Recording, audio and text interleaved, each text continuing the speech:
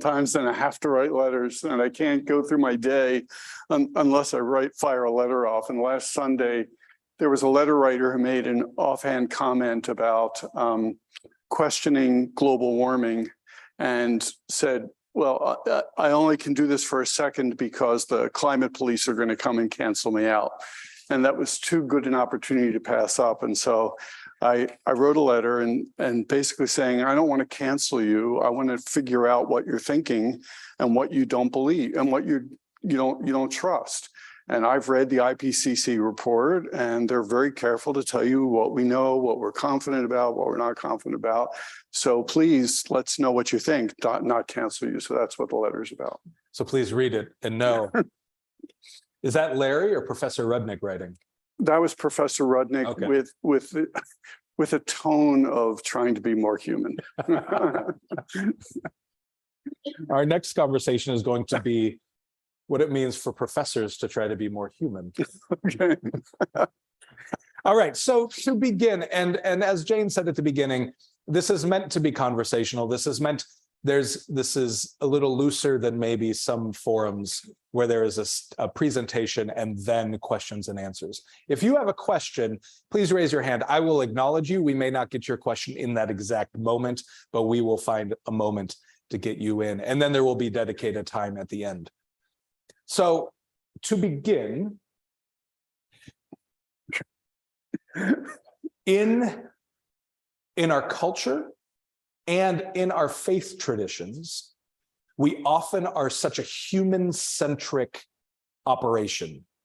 We talk about justice for people a lot here. We talk about our Bible is centered in the stories of humanity, of human history, of human interactions, of human fears and hopes. It's very human-based. And even when non-human things come into play, it is often in service of humans. There is a bush that allows God to speak to Moses. There is a fig tree that emphasizes Jesus's ability to wither the institutional powers that were. There's manna from the heaven. There's a sea being split, but all of these are in service to humanity. So we, humans, are incredibly special to ourselves. Are we special cosmologically? Yeah. And that's a great question. And we are actually interested in it from a cosmological standpoint, from an astronomical standpoint. But let me start from a different perspective. And that's to quote something from Jewish tradition from Pirkei Avot, which is part of the Talmud. And that is when you ask this question about, are we special? Given that it looks like creation was geared, towards us and stuff, that you're supposed to have a piece of paper in each of your two pockets. And in one pocket, if you're feeling that you're not very special or humanity's not very special, you pick out the piece of paper and it says, "For my sake, the world was created." Oh, okay. Yeah, I'm really special. However, if you let that go to your head, then you reach into the other pocket and it says, "I am but dust and ashes." And it's like just this little dirt on the earth. At any rate, but this balance between are we special or not special is also going to be the cosmological answer. In some ways, it looks like things are pretty special that allow life to exist. But on the other hand, it looks like we're just sort of an ordinary part of what's going on in the universe. So the answer is both. And I'll take you through some of the details of that as we continue the discussion. Clarifying, are you speaking specifically about humanity as special or life on Earth? Yeah, let's talk about, so here's a number to keep in mind, 62. 62. 62. 62. Okay. However, it's just yesterday's number. As of yesterday, there are 62 known planets in what we call the habitable zone around other stars with the right mass that they could possibly sustain life. So that number keeps growing, and the number yesterday was 62. So we know of 4,000 some planets around other stars, and 9,000 candidates that NASA's still working on in various things, and 62 of them have the right conditions that potentially they could have life. So are we special? Now we're just beginning to start to find all of these other planets where life could exist. 62. And counting, 62 and counting. How quickly have we gone from 0 to 62? When I started teaching, so it was 40 some years ago, we only had one planet around any other star, the number now being over 4,000. And then that one turned out to be a mistake. So we had 0 for a while. Oops. And that number, now that we've actually taken this question seriously, or are there other planets like us, it's just growing by thousands every year. So it's growing quickly. And what we know based on life as we know it, which is a phrase we actually use, we say life as we know it because it implies that there's life that we may not be able to picture. There could be life based on other chemical principles than our life is. But if we take life as we know it, then it tells you that certain things must be available for that life. You need to have the raw materials to build life. You need to have a source of energy like we have the sun. You need the right temperatures so that we could have water being in a liquid state on the planet, because water is essential for life. We could talk about it, but lots of different functions. And you need some kind of stability over time so the life can actually develop and stuff. And so we know those are the conditions, and that's the kind of planets we've been looking for. We've been looking for things that are like the Earth's size and at the right distance from their star, so that you could have liquid water on the surface. So that's where we're focused our attention. And among those thousands, 62 are looking pretty good so far. All right. I'm even writing 62 down, so I don't forget. But tomorrow it could be different. I hope so. Yeah. So if we're talking about the specialness of life on Earth, of which humanity is part of and somewhat separate from, we are both animal and have je ne sais quoi that is a little bit more than animal, right? So we're talking about life on Earth and humanity as part of it. So is the Earth special? Yeah, well, the Earth is special in our solar system. We're the only one so far that's got the right conditions, although we're interested in some moons of some of the outer planets and stuff. But I think this discovery of other Earth-like planets around other stars, saying the Earth really isn't special, that it looks like it was a natural part of just the development of structure in the universe and stuff. So I'm not sure you're ready to go to the whole universe yet, but I mean, we'll get there. Okay. Because there are some other special characteristics about that. But once the universe gets into play and stars form and planets form, it doesn't look like the Earth is special. You did raise another issue, and that is whether humans are separate. That's not a scientific concept. The scientists would never is a hard word to use. I can't picture a scientist separating out humanity from all the other animals. There's no test. There's no test that we could do that would say, yes, here's a place to divide. People try. I mean, people try from standpoint of saying, well, we're the only ones with language. But that's not true. You know, other animals use language. We're the only ones who use tools. That's not true. Even birds use tools. So there's animals that are using tools. There's people try to say, well, we're the only ones that can recognize ourselves. So you look in a mirror and you go, that's me. So having self-awareness, but that turns out not to be true. So we have examined the question, and people still examining, are we humans really different? Because we've been talking about life, but you raised the issue of humans. I don't know of any scientific distinction between humans and the other animals. So that is often a theological distinction, at least in this conversation, that we talk about being made in the image of God, as opposed to my dog being made in the image of God. Yeah, good question. Yeah, right. I wonder if I would wonder as me if imagination, the ability to imagine, is something that, as opposed to self-reflection Wow. or language, You know, is maybe one of those things that we got a does. question in the back.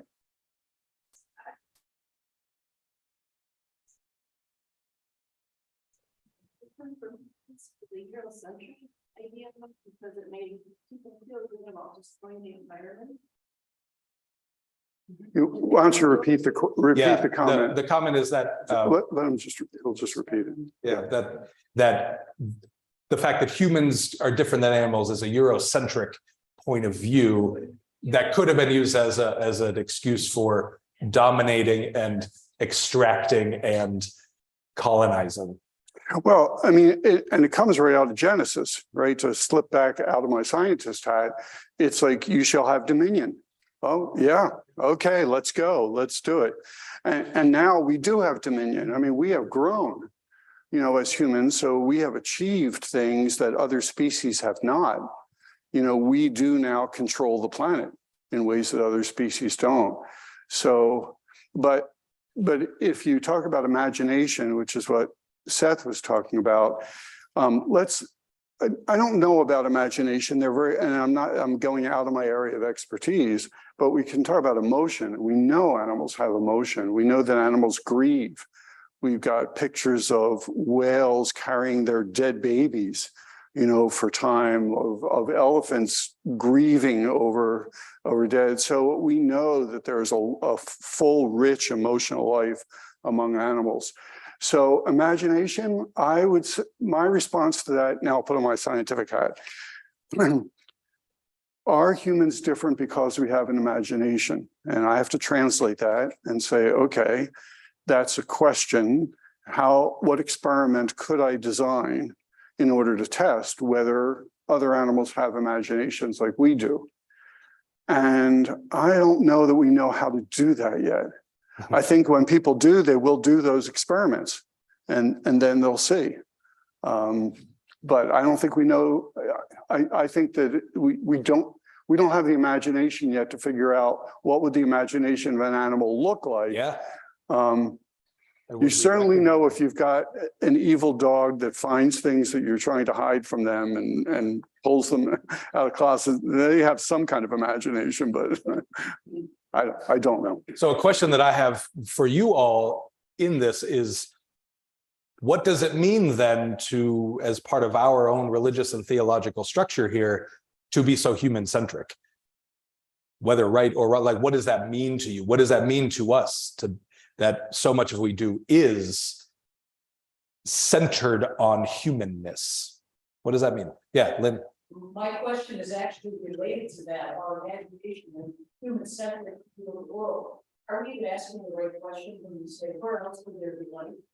Is the question more, what other things would life look like even? Mm-hmm. Sentient life? Yeah. So who are the Horta? Anybody know? The what? Horta. Horta. Oh my gosh. It's from Star Trek. So Now, does anybody know who the Horta is? Did that give? okay, so there were caves on this planet, and there were silicon-based creatures. Yeah, instead of carbon, they were silicon-based. And we were destroying their eggs and stuff, thinking they were mineral deposits and trying to mine them and stuff. And there's this wonderful scene between Captain Kirk with his phaser standing there and the Horta. And their name for us was ugly bags of mostly water. So It's not unfair. I somehow lost. Well, yeah, I got way off track, but no, I'm actually still on track, because the question is, and I use the term life as we know it, as the way that we're searching for life. That's all that we can do at the moment. So we have looked at the life that we have on planet Earth. We have defined, understood the characteristics of the environment that allow life to exist. We're searching for them elsewhere. and we're searching for signs. Webb telescope now is the latest that's looking for signs of life in other atmospheres and stuff. And that's the search we can do. There certainly are people on the biological side who are asking, how could you, without carbon-based life, which is what we are, how could you have the same kind of rich chemical reactions, ability to evolve, ability to replicate? There is interest in that. When they figure that out on the biology side, the astronomers will certainly try to turn that into experiments that we can look for other planets, but our knowledge isn't there yet. So we'd love to do it, we just can't. So, this is already fun. Is our universe special? Well, that turns out to be a tricky one. And that's a fun one. So I'm gonna start answering that by reading you two quotes from scientists about that question. The question is, so I said the Earth doesn't look very special. It's special in the sense that, yes, it has to have certain characteristics, but is it unique? No, we're finding more of them. Eventually, we will find signs, I believe. We will find signs of life on other planets as well, whether it evolves to our state, who knows? So I think there's going to be lots of us. But then what about the universe overall? So define universe. Everything. So the planets, the stars, the galaxies, the collection of galaxies, everything that we can observe, that would be the universe. It's basically anything that you would name, I would include in the universe. So it's the vast expanse of whatever we can see and study. So when we ask that question, it becomes more interesting. And Fred Hoyle, who some of you may know as a science fiction writer, but was also a very prominent scientist, very free thinker in a number of ways, and iconoclastic. He says the following: a common sense interpretation of the facts suggests that a super intellect monkeyed with the physics, as well as with chemistry and biology, and that there are no blind forces worth speaking about in nature. Boy, that's as non-scientific a statement as you can make. And it's coming from a scientist. And he's saying, when I look around and see what the universe looks like and how it's possible for us to have life, it looks like a super intellect has monkeyed with the physics and stuff. So that's one. Freeman Dyson, another very well-known nuclear physicist, worked on the atomic bomb during the Second World War and stuff, did a lot of popular writing, but very well-respected scientist. As we look out into the universe and identify the many accidents of physics and astronomy that have worked together to our benefit, it almost seems as if the universe must, in some sense, have known that we were coming.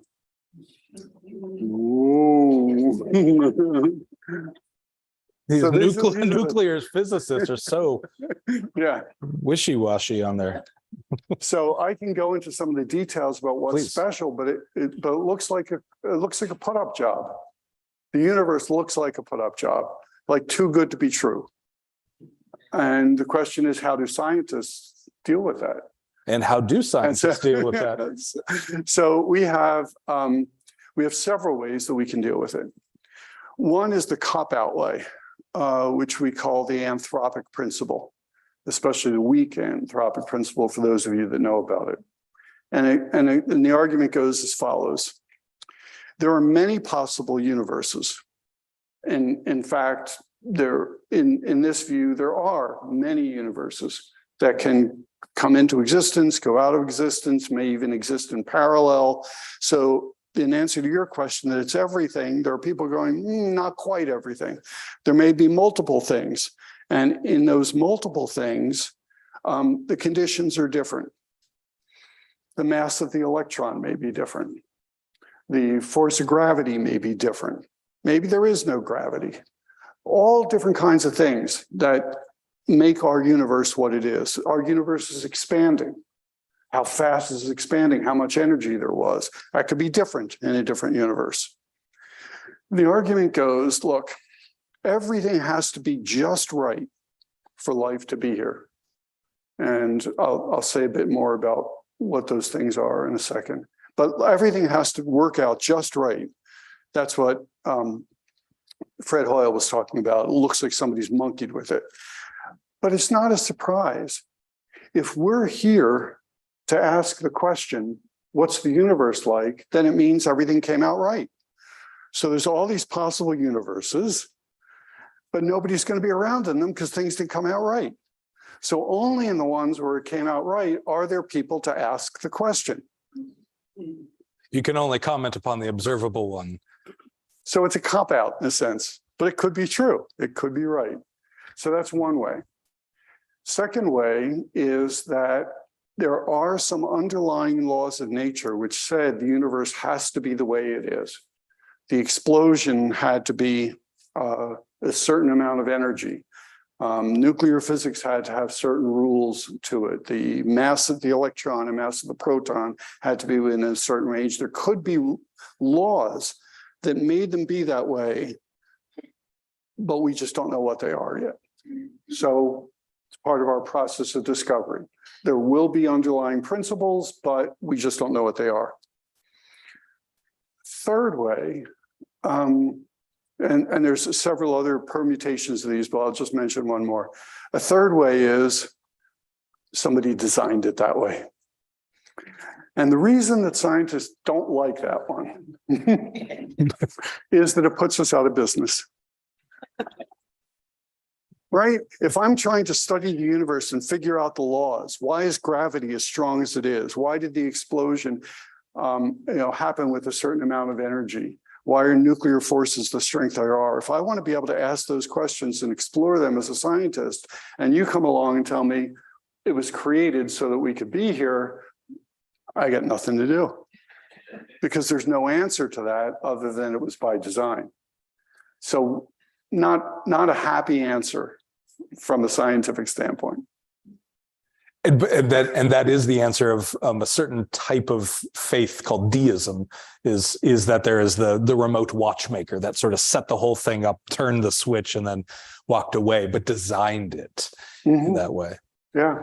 And so people that when they grapple with this will sometimes say, well, I believe there's an ultimate creator, but the creator didn't do necessarily all these details. The creator set some basic laws, set things in motion and stuff, and then the universe plays out. And the deism often takes it that next level and tries to manipulate things at a very detailed level. So people struggle. I mean, it's a struggle. Where if you believe that there's a creator, then you've got to find a role for the creator, and it's a challenge. Right, and if you invoke a creator that created the earth for us, made it special, so we could be here, I go, oh, we've already passed that point. There's lots of other places that life could have existed, lots of other things like Earth. It's not, so okay, so the creator created 62 so far, and keeps working and creating more, and more. But we would kind of reject that and say, no, there were physical laws that led to the existence of Earth. So then you can back up and go, well, I think the creator worked at this place. And that's a bit of a dangerous game, because tomorrow I may tell you, no, I can explain why that happened. Well, it then puts the creator into the narrowness of our own understanding. Yeah. As opposed to the expansiveness of the universe. Probably always been true. Yeah. Yeah, which leads into my second question, or second part of this conversation, which goes back to something I said earlier. And when we first met, talked a lot about imagination. So before I moved here and I lived in Chicago, I did a lot of work at the Adler Planetarium, especially with the a colleague of sorts of Professor Rudnick named Grace Wolfe Chase, who is an astrophysicist as well. And so the first time I was there, you went through the exhibit around what we call the Big Bang Theory, which was, if you didn't know this, what we call the Big Bang Theory was initially came up with by a Catholic priest, a Jesuit. I don't remember his name. Might have been, no, it wasn't Lemaitre. You think so? I think so. Or something like that. Anyway, Okay. a Catholic priest was the first He's one the to. first one that made the model of it. I don't think he came up with the term, but nonetheless. Almost there. It's the first model, I think, of the universe. So you go through this exhibit, walking you through the steps that we have observed of what is the creation, our best understanding of the creation in the universe.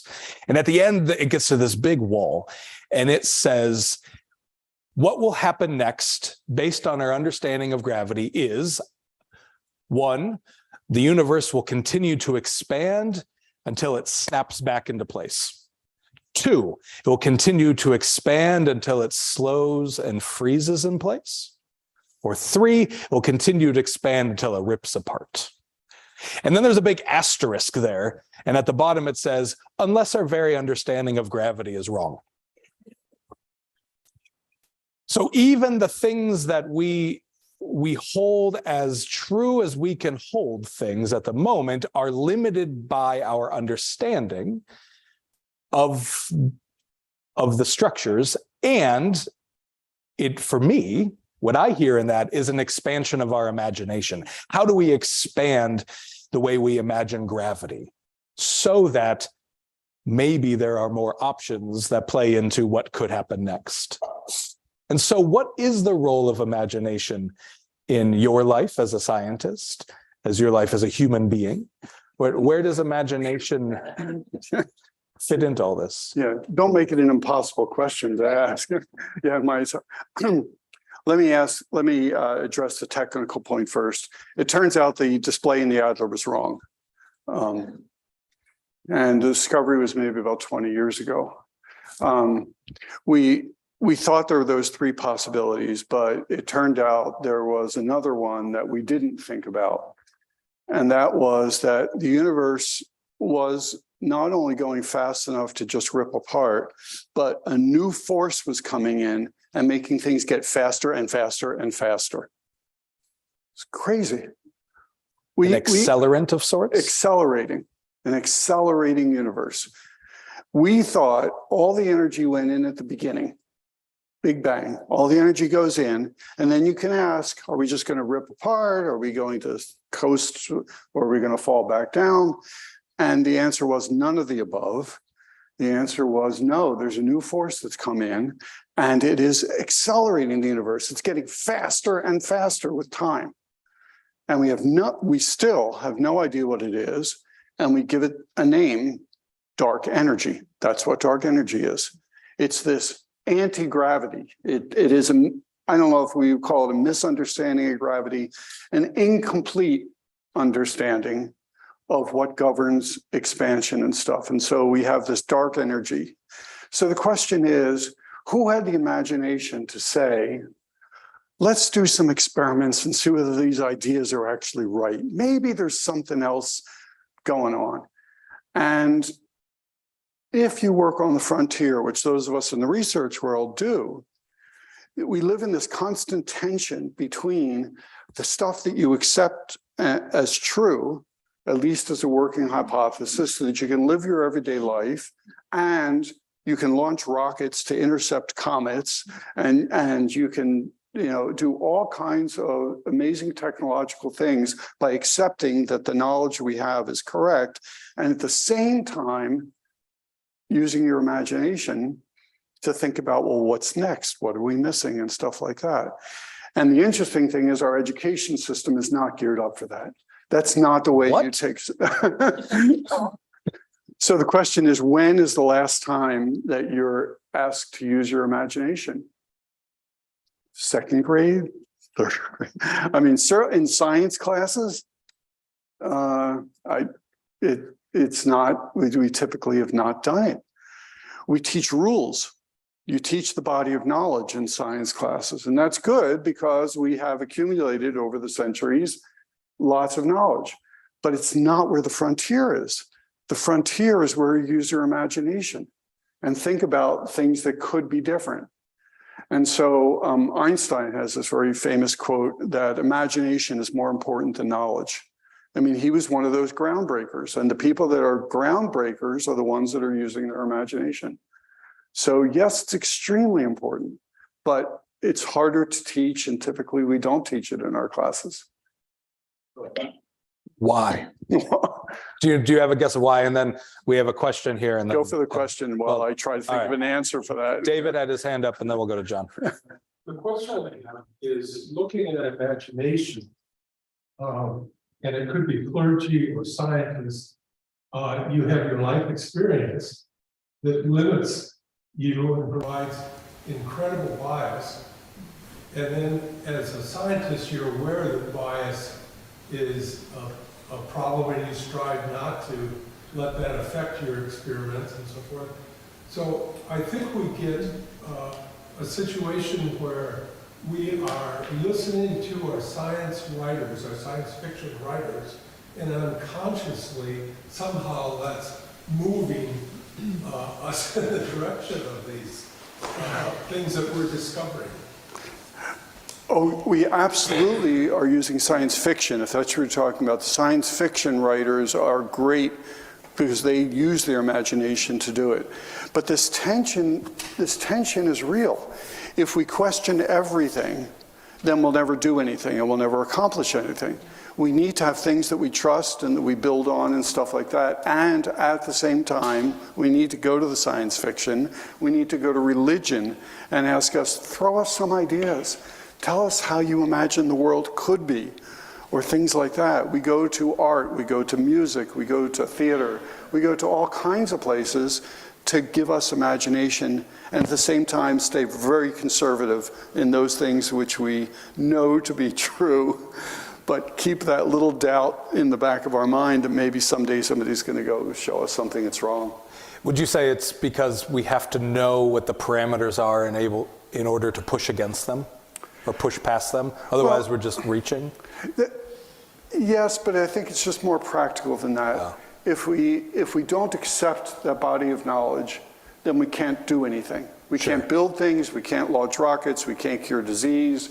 We can't do anything unless we accept some body of knowledge on which we can base our actions. Sure. And the real answer to why we don't teach the imagination in our science classes is, wait for it. I'm ready. That we weren't taught that way. That's what we know. All right. And it's dangerous. It's much, much more difficult. Once you let free exchange of ideas in a science class, very difficult. I've done it. It's difficult. You have to manage it very carefully because there's this judgment about could that be right or could it not be right at the same, it's challenging. Plus that authority that you hold as professor and doctor starts to erode if you only know this much. Yeah. John. My dad was the head of research at DuPont, the top scientist in the company, on the board. My sister was a full professor of chemistry at the U, Peggy Adams. I'm struck by your trying to juxtapose imagination against science. I would say that imagination is what drove both my sister and my father's career. Absolutely. Imagination is what grew their career? And I believe in certainty, and Peggy did too, which is that if I can prove it with an experiment, then I'm certain. But I don't need to be, I don't have a problem with uncertainty. I can't disprove that there's a creator, so therefore there's some possibility of that. And both were, my sister, Peggy, was very active in the Unitarian Church in St. Paul before she passed. My dad was in the St. Unitarian Church. I think that the issue is you can be certain about things you can prove by a test, an experiment. Then you imagine, well, what if I did this? How would it be different? That was their entire way of thinking during their career. Right, so the comment, it's John. Yes. So the comment from John is his father and his sister were both high-level scientists, professors, head of research and stuff like that. Anybody that is successful at that level has a good imagination. because you don't get to that level because you're pushing boundaries, and you can't push boundaries unless you have imagination. So the challenge is, how do we get people to recognize that that is also part of science? And I'm just saying that's a hard task. That's not the way we were taught. And yet we know that's the way the world works of frontier science. That's the way we make advances. So it's just an interesting dilemma. We have to find ways to do that better, to encourage the imagination. Don had the next question, and as the microphone's being handed right here, second, you're going to have to use the mic. Everything that Larry just said, you replace religion with science, and it's just as true. Or science with religion. Yeah, but everything you said about science, I would say the same phrase about religious understanding. I don't know that this is going to advance this conversation at all, but when you asked the question, I thought it was rhetorical. When is the last time we were called upon to use our imagination? Two questions came in my mind. Imagination has not really been defined, and the who has not been defined. And I was going to say probably yesterday, and the day before that, and the day before that, because I think, at least for me, and I would guess, I can't speak for anyone else, that we use our imagination every day. But we don't, then what do we do with it? But I think as human beings, my experience with folks, having worked around the medical field a lot, imagination is we all use our imagination probably every day to imagine why this or that is what it is or not. Mm-hmm. And then what do we do with it? And do we have permission to continue taking it further, which I think is part of the issue, is we have not been given permission so much, or encouragement, maybe is a better word, to use our imagination. And what's the proper place, right? If you have a theory that cars work because of the salt that's put on the road, it's like, oh my God, okay. I don't know what to do with that, and I really don't want you to use that. But the question is, how do we both encourage and make proper use of what people recognize in ourselves, yeah. recognize that we are imagining things probably every day, multiple times. All right. Sonia, and then in the front. I may be, oh, I'm sorry. Uh-oh, she was making notes. This is going to be dangerous. Careful, Professor. I'll put my notes aside, and I may be out of my, let me tell you what I'm thinking. As you were talking about imagination, I was thinking of the unconscious. And so, Seth, you used the example of how we look to theater and art and various other things, which we do.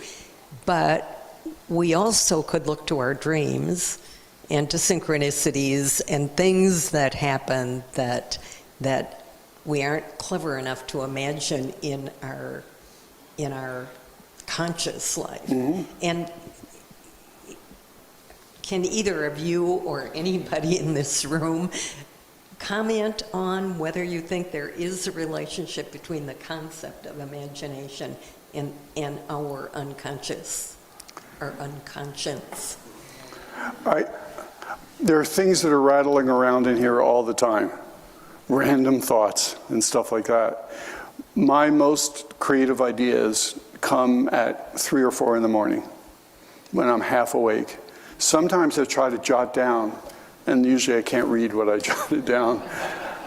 But it is true that in that relaxed state, our mind wanders. And in those wanderings, you make connections that you didn't see before. And it's really the connections of ideas in strange juxtapositions that gives you the power to do something. Something that's completely new and just off the wall, you wouldn't know what to do with, but something that's connected to something in a strange way, oh, that's where there's some interesting power. So absolutely, anything that relaxes the brain and allows random thoughts to come in, that's great. You have to honor it, you have to grab it, And then as a scientist, I would say you've got to do something practical with it. You've got to examine it against what you already know. You've got to test it. You've got to do whatever. There's always that second step. And as the question, my thought of that is sometimes the way our imaginations get expanded is by external sources. Something happens and we say, oh, I never saw it that way before. I never thought about it that way before. I was talking to a friend of mine some years ago, and I was talking about a series of things, and I said, is this a sign? He said, do you want it to be a sign?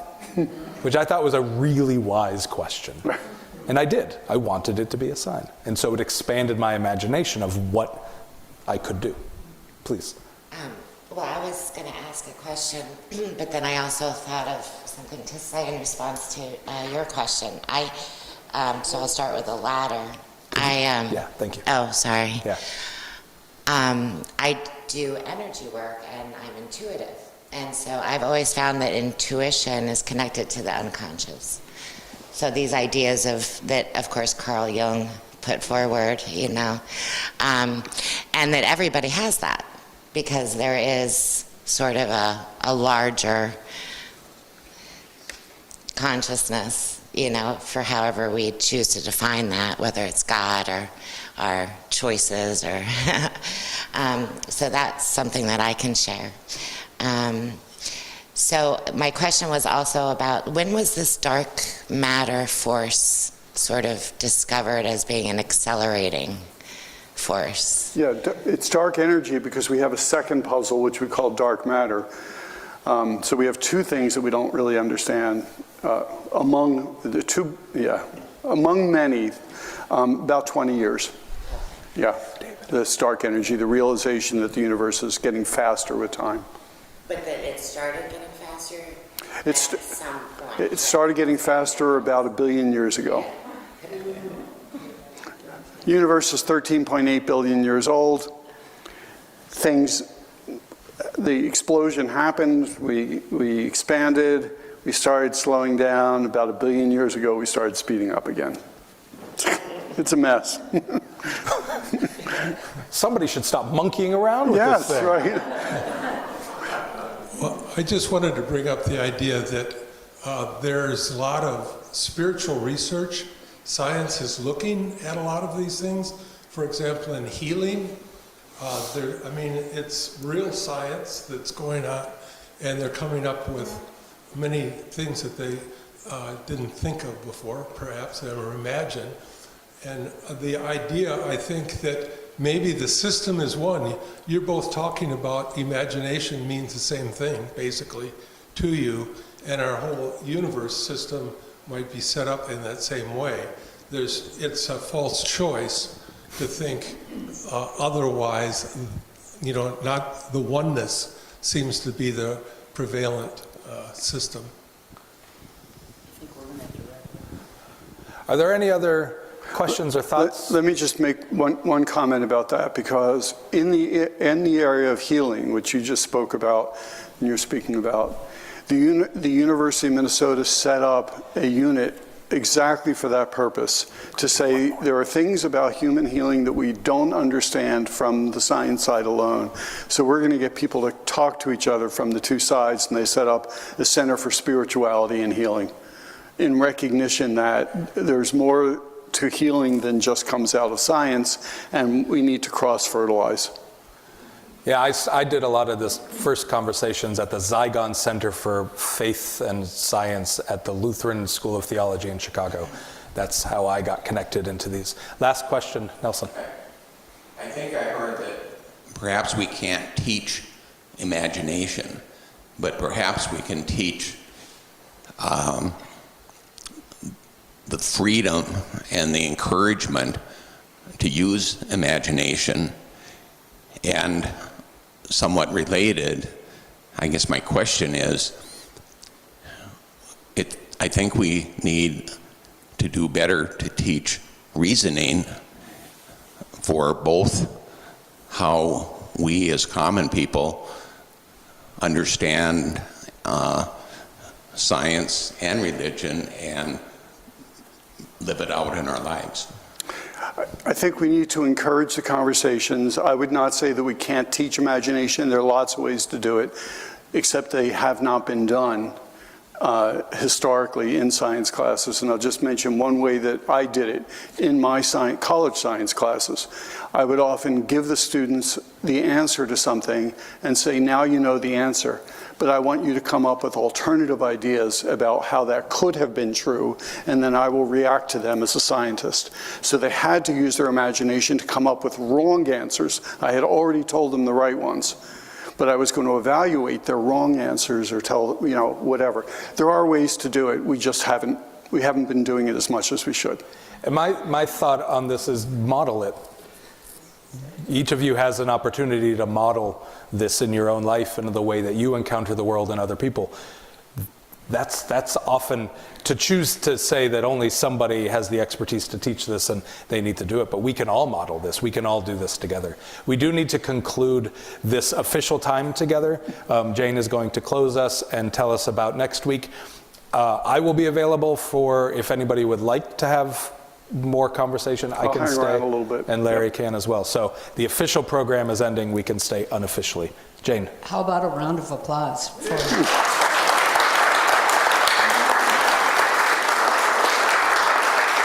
That was wonderful. Thank you so much. Next week, we have another, I think, exciting forum topic. A group from Plymouth went to Iona, Scotland last September to look at the Celtic religion, and David Ashton is here.